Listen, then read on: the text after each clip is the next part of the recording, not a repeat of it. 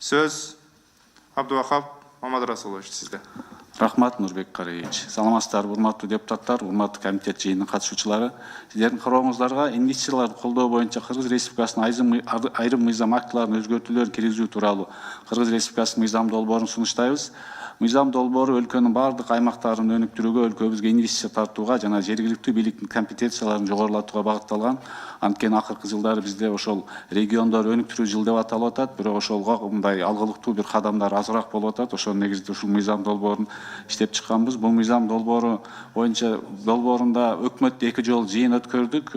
Вице-премьер-министр Бороновдун катышуусунда бул былтыркы 2019-жылы августта чыгарылган болчу. Анан кийин көп талкуу болду. Кийин жогорку кеңеште дагы Юстиция министрлигинин айыл чарба министринин өкүлдөрү менен карап, анан бир чечимге келип бул мыйзамды чыгардык. Өкмөттүн оң корутундусу бар. Анан кээ бир өздөрүнүн берген сунуштары бар. Аны экинчи окууда карайбыз. Буга чейин мыйзам долбоорун 2 комитет жактырып берди. Эл аралык иштер коргоо жана коопсуздук боюнча комитети жана конституциялык түзүлүш боюнча комитет. Анан бүгүн эгер сиздер жактырып берсеңиздер, кийин фискал жана экономикалык комитетке чыгабыз. Негизги бул жерде биз ошол айыл өкмөт райондук администрацияларга мүмкүнчүлүк берип атабыз. Ушу жерлерди асылдуулугу төмөн жерлерди трансформация кылышка.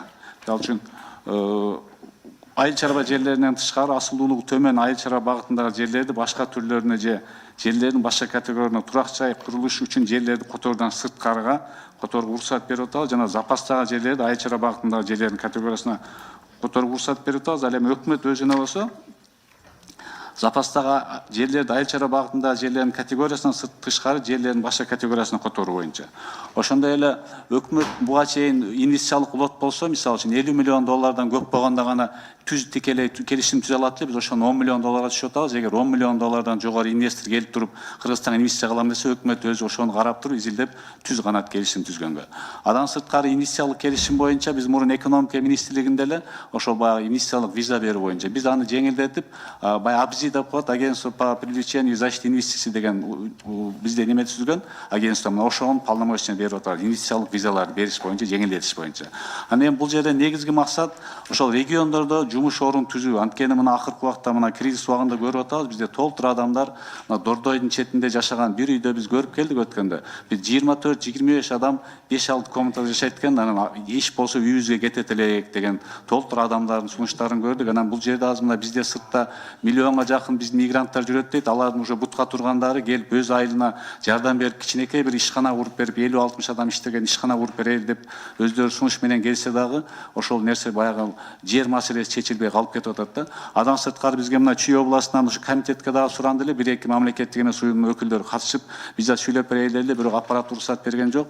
Баягы таза суу маселесин кредит келип курайын деп турганда 60 соток резервуар жерге трансформация кылынбай, ошол акча келип эл аралык донорлордун акчасы турат экен, резервуардын жерин трансформация кыла албай объекттер токтоп турат экен да. Чүй областында бир 10-15 ошондой объекттердин атын атап берди, мен ошо кагазды албай коюп, кат менен дагы кайрылышты ушуну тездетип берсиңер. Анткени өкмөткө биз жөнөтсөк, ал өтө көп процесс алып коет экен. Ошон үчүн бул жерде ошо суу чарбасына, канализация, мусорный полигонго, башкаларга дагы жер трансформация кыла турган болсо, ошол акимге уруксат берсе, бул инвестициялардын жүрүшү тезирээк кыймылдайт экен да. Кыскача ушул, анан суроолор болсо. Рахмат, урматтуу депутаттар.